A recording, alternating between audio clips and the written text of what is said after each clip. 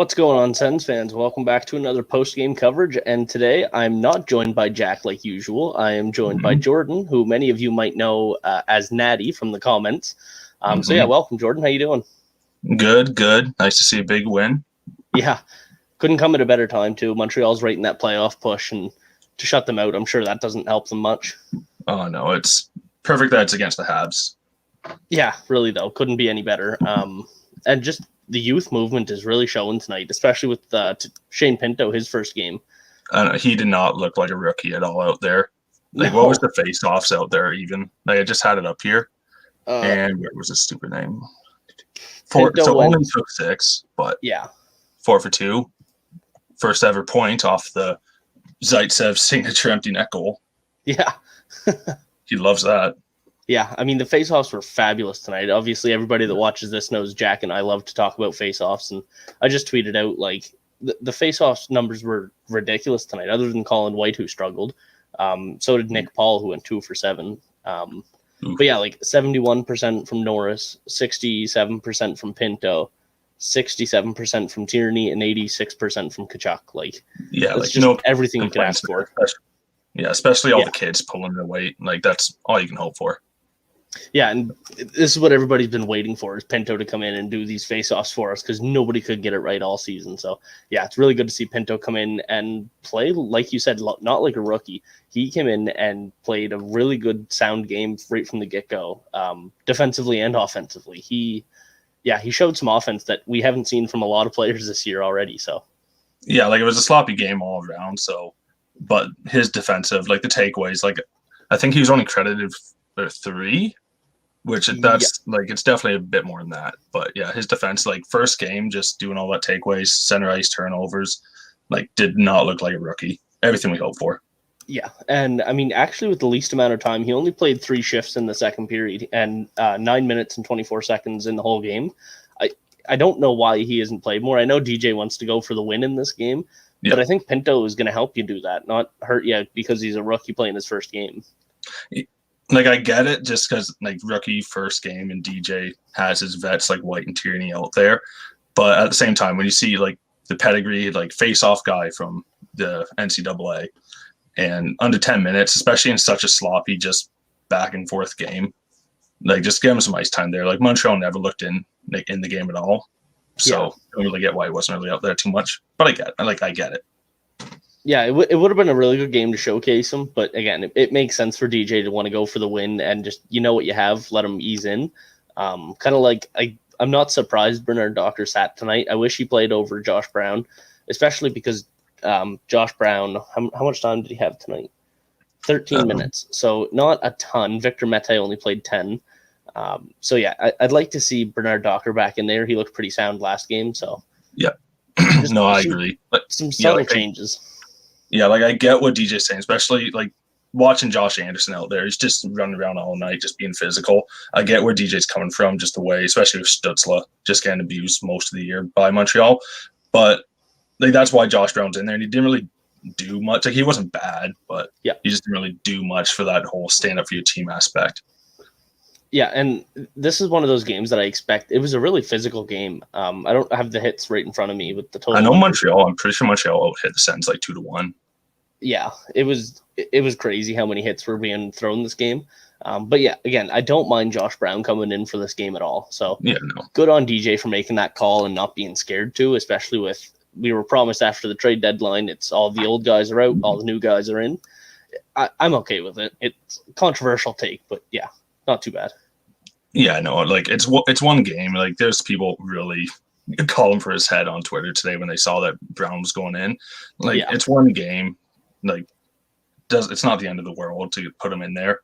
So hopefully, as long as JBD gets some games coming up here, like when's our next one? I believe it's Monday. Monday, I believe. Yeah. Against the Flames. Yeah.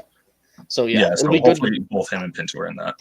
Yeah, and it'd be good. I'm sure they're hoping to get into a game together as well. I could only imagine. But yeah, so we can get into the first goal. I mean, Artem Zub, who would have guessed his third goal of the season, just fires it home. Not much to it, honestly. It was good setup, honestly, but like Batherson with a great the zone entry there. For somewhat of a fortunate bounce, like trying to take the shot, and it somehow hits Edmondson in the face, which I had a good chuckle with. But kept the awareness, picked up the puck, saw Zub in the slot, and then just perfect shot, right top shelf. Yeah. Zub for heart, Jamie says, who does our thumbnails and everything. So, of course. Yeah, of course. But yeah, Zub himself has been a fantastic defenseman, and to see him step up and to be able to do things like that is just great. Don't ask for it from him at all. Don't expect anything offensive out of him, but he can provide it if he has the opportunity, so that's good. Yeah, especially with expectations coming into the year. Like, everyone heard of Zub, and for the first, 15 games, we didn't know if he was real or not. But ever since he's been in the lineup, he's just been such a pleasant surprise. He's maybe had, 1 or 2 off games, which everyone does. But he's been such a pleasant surprise, and he played. People don't really mention the guy played for the Olympic team for Russia back in the 4 years ago. Yeah, he is a good. People knew coming in that guy did have some pedigree, but no, he's been such a good ad. And I feel like this comment here isn't much of a question. Better than Zaitsev? I think Zub is absolutely better than Zaitsev. Yeah, it's pretty low bar there. I think Zaitsev if he was a third pairing paid a third pairing guy, sure. But yeah, Zaitsev's fine. I thought Zaitsev's had a decent game today. No complaints there. Yeah, and I've been saying this all season. Zaitsev hasn't even been that bad. I'm not even upset with the $4.5 million contract. He's going to get pushed out of this lineup very quickly, probably as soon as the middle of next year. And it's just I'm not too worried about Zaitsev because he has been sound with Shabbat, and whether that be because of Shabbat or because Zaitsev actually got some stuff together, it's working, so I'm okay with it for now. Yeah, I think Zaitsev at the start of the year was actually outplaying his contract pretty much. He was had the first 15 or so games, he was exceptional. Then he kind of started going back to the average and had his stinkers, had his decent moments. So, and that's the one thing, I've been saying to some people online that if it ever comes to it, his contract at the end of next season is pretty buyout friendly if the team chooses to. I think it's about 2.8 mil for 2 years, then $850K for an extra 2. Yeah. So that's not bad of a hit at all. Yeah. So I don't mind having him here. And if they ever get to the point, he could be a solid 7th D, but right now he's good. I like him. Yeah. And just to think that we got Connor Brown to take him, I'm more than okay with it. So setting NHL records it's his day job. Yeah. And then we can move on to Drake Batherson, who scored a pair of goals tonight, and he's going to be a top line winger next year. I know it, and it's just ridiculous to see what could happen if you put already proven offensive pieces with him, because he hasn't played with a ton of superstar talent in the NHL yet. He's played with Stützle all year, who's going to be a superstar, but if he was on Winnipeg playing with, I don't know, Scheifele and Wheeler, like, could you imagine what Drake Batherson's numbers would be? Oh, yeah, that's the thing to take with a bit of grain of salt with all these guys. Like, I believe Batherson's, I think, is our top scorer after tonight's. Like, I'd have to look, but he had a 3-point night. But if they were playing with, like, a Scheifele Dubois or, like, a McDavid, their numbers would be a lot higher. Like, it is a rebuilding team, obviously. But for where they are, like what is it, like 5? Other than Connor Brown, I think all of our top scorers are, like, under 25. Yeah. So, which you love to see. And the thing, like, on the Batherson first goal, like, it was, like, great play by Tkachuk to recover the puck, like, kind of bobbled it on his own entry. Found Batherson, sold past pretty well. Price may want that one back, but he did a good job selling it and just snapped it 5-hole. Yeah, and perfect. We've been seeing that. We saw that even not long after with Tkachuk just setting up Batherson. And I didn't think those two would be able to mesh well together just because of their play styles throughout most of the year, honestly, even up until now. But yeah, Brady Tkachuk just kind of knows Batherson now, and he can just feed him those pucks. Like, he looked effortless doing it. So yeah, I think the one thing that really helps out is most of the year, like, Batherson and Stützle have looked great together, but most of the year they were kind of stapled with Tierney, Stepan, like Amado's looked decent. But now, like tonight, I believe it was mostly Tkachuk, Norris, Batherson was that top line, and they look great. Yeah, it was fantastic to see that DJ is able to make these changes during a game rather than after getting all the flack from Pierre Dorion after the game. So yeah. And then that second goal, almost an identical play. Kachuk right to Batherson. Yeah. It was not an entry, but like it was that was the power setup. play, right? Yeah. Oh yeah. Which I want to get into the power play too, but yeah, on that goal itself, like pretty like I think it was like the last game of the game before, they had a pretty identical goal to that, just the little tic-tac-toe from the half wall behind that slot. Yeah. Like that's just what I haven't really seen them do that much this year until these last 4 or so games. So it's nice to see, and it's nice to see it's working, because I think the power play numbers these last few games, even though it doesn't look good, it's like 6 for 20 or something. It's like, oh, I guess it's working. Yeah, like this team is top 5 in the power play since the beginning of April, which is ridiculous because this team struggles so much on the power play. Like I don't know how. I was going to say, sorry. You tweeted out like the second power play. You didn't even know it was a power play because they didn't have like the timer, their clock at the top. Yeah. And it was like, oh my God, what is this? Yeah, like I don't understand how a team can be top 5, and I don't know that they're on a power play. It wasn't until Matt Murray was tapping his stick that I knew that they were on the power play. And it's just crazy to think that they're successful. And I will give credit to the second unit. The second unit has been doing a lot more work than the first unit for the last few weeks. Mm-hmm. Which is weird to think about again, because we have a stacked top unit in terms of the talent that this team has, but that second unit just knows how to do it. Yeah, like I think they just keep it simple. Like I noticed recently, I think they kind of switched the drop pass from unit 1 to 2, but the whole drop pass thing, like it's a fine option if it's an option, not just a go-to, and you gotta do it with speed. Like Stutz and Bathsons can skate; they shouldn't be standing at the goal line waiting for a drop pass. Yeah. But no, the power play looked good, and good. They scored, which is always nice to see. Yeah, and the penalty kill too. The penalty kill looked fantastic tonight. PK looked great. I think Shane Pinto is going to be a huge addition to that PK. Like I'm just envisioning Shane Pinto and Connor Brown, Artem Zub, and anybody else. I don't even care who it is. Those 3 are just going to be able to carry this. And going forward, going forward, the PK looks like it's looked solid the last like 25 or so games. Like they haven't really given up too much that I can remember. But going forward, you got like Pinto, Paul, Formanton, Brown, like Norris and Batherson could play. There's plenty of good PK guys going forward, and the PKs look good. So yeah, and that's not even mentioning Watson, who arguably is our best penalty killer. Guy just eats pucks and takes them to the neck like it's nothing. Oh, he eats pucks for breakfast.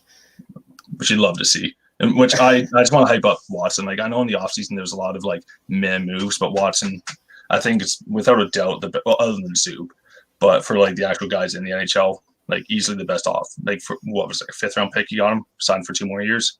Yeah, something like that. Ridiculous. And at 1.5 mil, like it's not even a bad contract.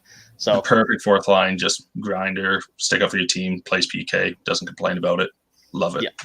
Yeah, perfect guy. And it's really tough because now we have Formanton and Pinto coming in that are probably going to take up a spot for Watson in the bottom 6. Yeah, coming into next season. So it'll be interesting to see where this team puts Watson, because he's so valuable to this team, not on paper at all. Like he's just a plug on paper, but you put him in the lineup and you watch the game, he's just so valuable. And it's really hard because you have these guys like Formanton and Pinto who are more talented than him in almost every other way, just not as valuable in terms of, I don't know, personality value, I guess, to the team. I don't know how else to put it, but no, the guy just seems well liked in the room. Like even in some of the pressers he's done, I think after the injury, like he just seems like a character, like coming out there with like a Mickey Mouse T-shirt. Yeah, it's like okay, you do you. That's awesome. I love it. Yeah, and like you see in some of the clips that they post at practice, like so and so's at practice, and you see Watson behind the bench, just like hanging out, watching the practice and being with the boys. Like he's a well-loved guy. Yeah, and then like I know off the ice, I follow him on Instagram, and his stories always come up for me. Like he's a huge family guy and everything. Oh yeah, it's always just him and his kid, and it's adorable. Yeah, so huge shout out to Austin Watson and to the unpredictable future of whatever your career ends up. So yeah, we can get into. I guess we don't really have to talk about the 4th goal. It was just an empty net, but I mean Shane Pinto got the assist on it right off the face. First point. But yeah, like Pinto's addition, I just want to say, just face-offs in general, that's such a big thing for the PK. Like I know it's the power play once they're actually set up, it's off the face-off, they look fine. It's once they lose that face-off, it's like, oh, okay, I'm just going to go for a walk for the next 2 minutes because I know this is not going to do anything. So hopefully Pinto just on the PK and that just once you win that first face-off, you got possession for the power play and you kill off like 20 seconds on the PK. So Pinto got us his first point off his Zaitsev goal. Who would have thought it? But no, yeah, what a way. I could just imagine him telling all of his buddies, yeah, like my first NHL point was on a Nikita Zaitsev goal. One of the few. The guy whose number I wore in college. Yeah.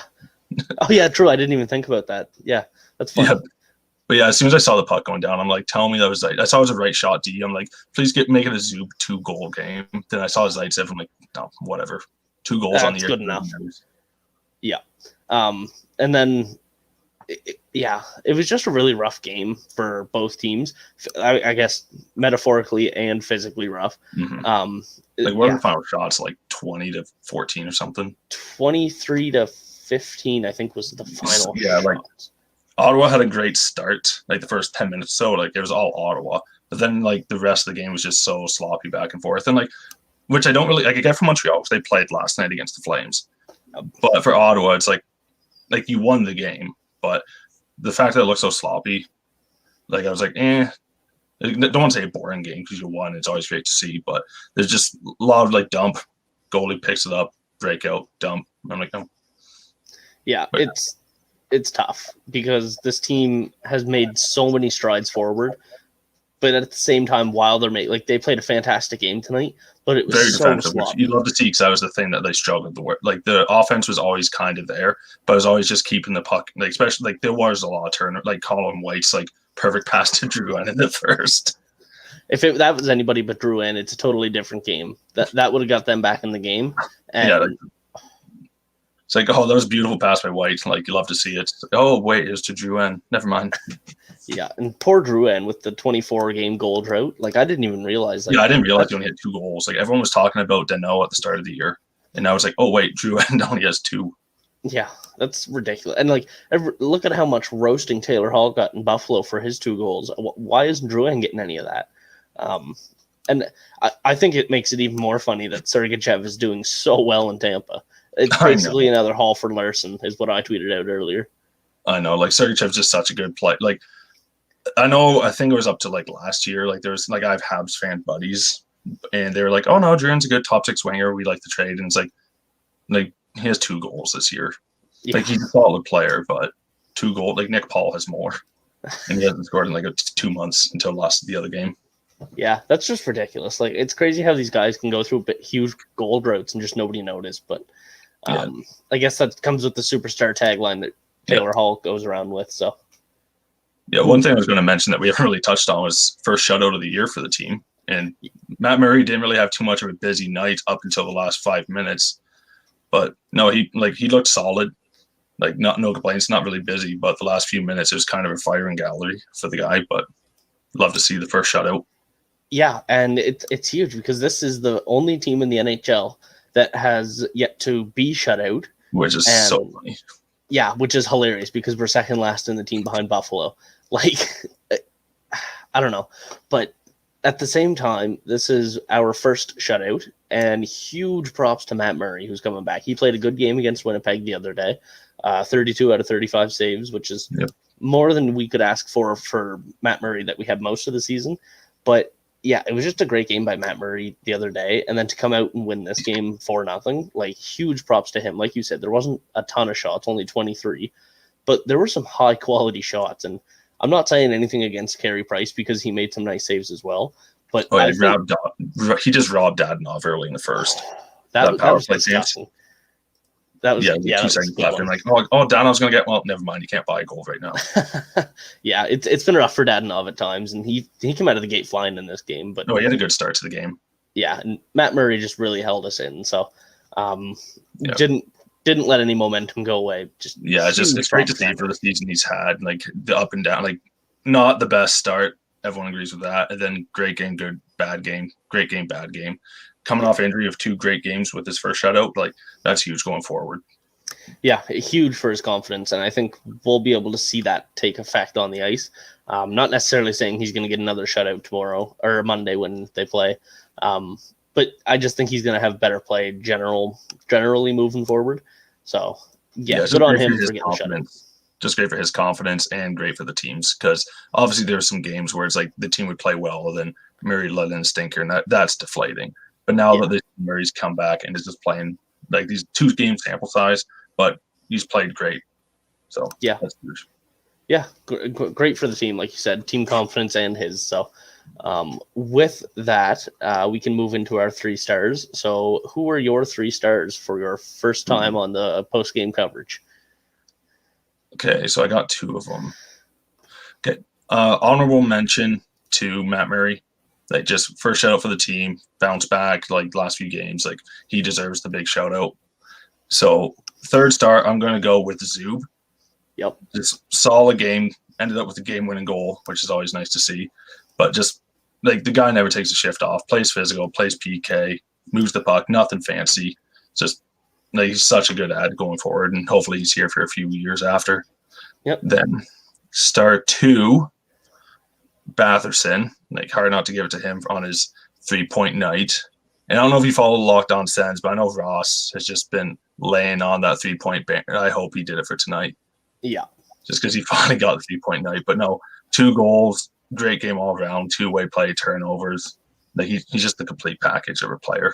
And if you want to, like, I live near Belleville, so I got to see him play the last few years.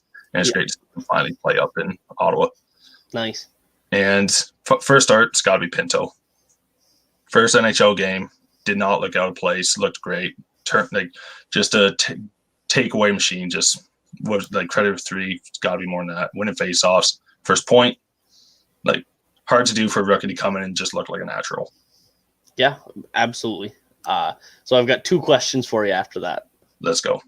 What contract do you think Zub gets next year? He's an RFA after this season. I'd go 3 years, like 3 years, $3 million. I think $3 million. Fair enough. Like, I wouldn't want to go long term, because that's like Zaitsev had a great first season for Toronto. They locked him up for 7 years, and now Zaitsev is Zaitsev. Yeah. So I wouldn't go long term like that, because they do get into that risk. So, but I think like 2-3 years, like, is just a perfect amount for him. And he's still, like, what is he, 25? I think 25 right now. Yeah. Yeah, so perfect. Once that's over, if he still wants to be here, you can sign him up longer term, and like, while he's in his prime. Yeah, I agree. That's actually pretty much the exact answer I would have gave you. Closer to 4.5, I think, is more realistic. Kind of give him the rest of Zaitsev's deal as well. So I don't know. It'll be interesting to see what happens, because we have so much dead cap that we're like not using, and we just got rid of a bunch. So yeah, and like, I looked up the cap for next year, and I think there's like, well, maybe not now because we just traded some guys away, but before the deadline, it was like 18 million coming off the books. Yeah. So it's probably closer to, like, because I know Goodranson was on that, but so it's probably closer to like 14 million, which is still a ton. Yeah. So it's good for the team. Good for Zub probably. It'll be really interesting to see what happens this offseason with the expansion draft and all these free agents.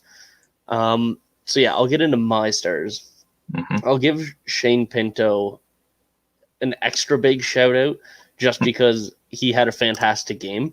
But in terms of absolute talent and destruction this game from our players, I can't put him in the top 3 because there were just so many people that had a fantastic game. And I'm going to start that with Brady Tkachuk. Brady Tkachuk didn't get a ton of shots tonight, which obviously the shot count shows that. Brady Tkachuk has usually almost 13 shots a game, let alone the whole team.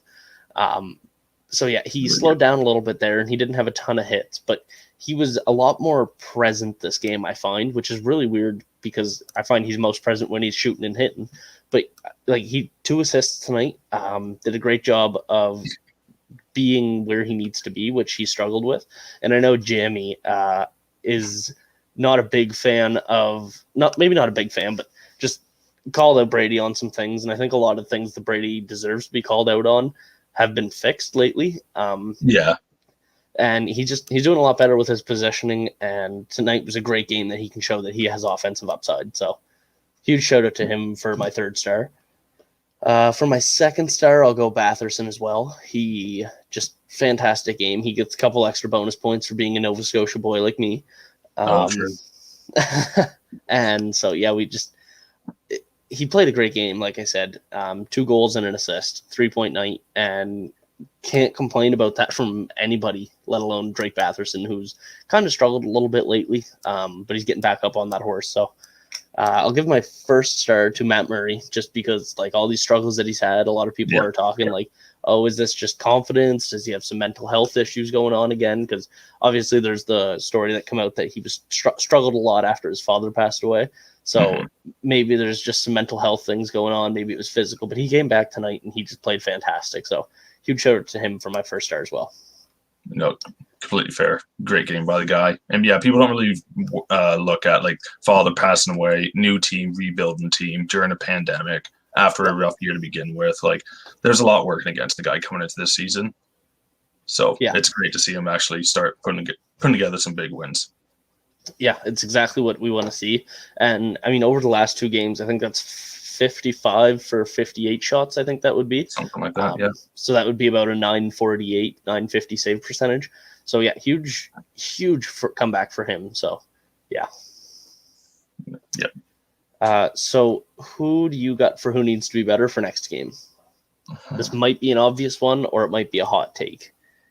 Oh, for you? I don't really got anyone. I'm just going through the players. I kind of want to say Colin White. Yep. Just like with that contract, like if he didn't have that contract, I think he wouldn't get nearly as much flack as he does. And he's just coming off an injury, so I'm willing to give him a bit more leeway.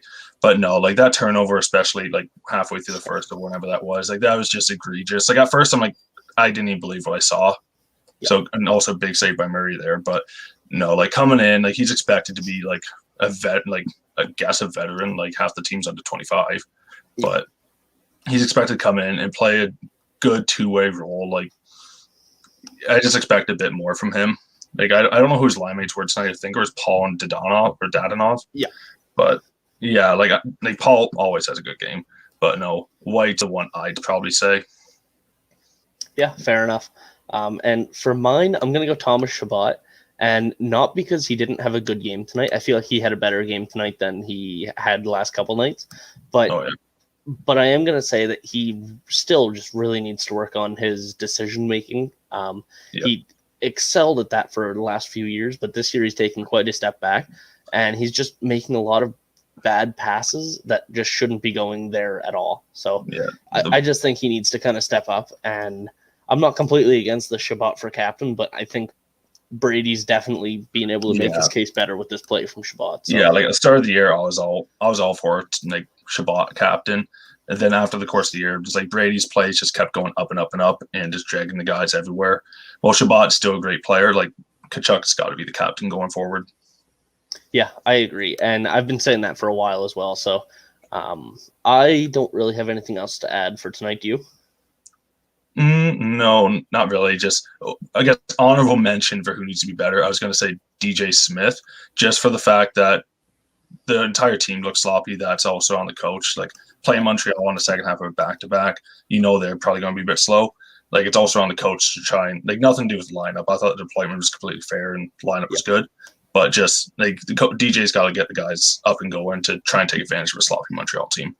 Yeah, and especially when you have one of your most – honestly already most sound defensively guys, and you sit him except for 3 shifts in the second with Shane Pinto. Yeah, I get it. Again, I don't want to get into it again because I could go on for an hour about how we should play Shane Pinto 25 minutes tonight. But yeah, you just got to play him more, especially in those situations where he's playing 3 shifts period. Yeah, no, not going to fly. Yeah, no. So yeah, that's my honorable mention for who needs to be better. But yeah, fair enough. So yeah, thanks everybody for coming to watch. This has been a fun one. Beating Montreal is always fun, let alone getting a shutout. And seeing the new face Jordan here, make sure to follow him on Twitter at Jordan Mills. But yeah, thanks for watching, and we'll see you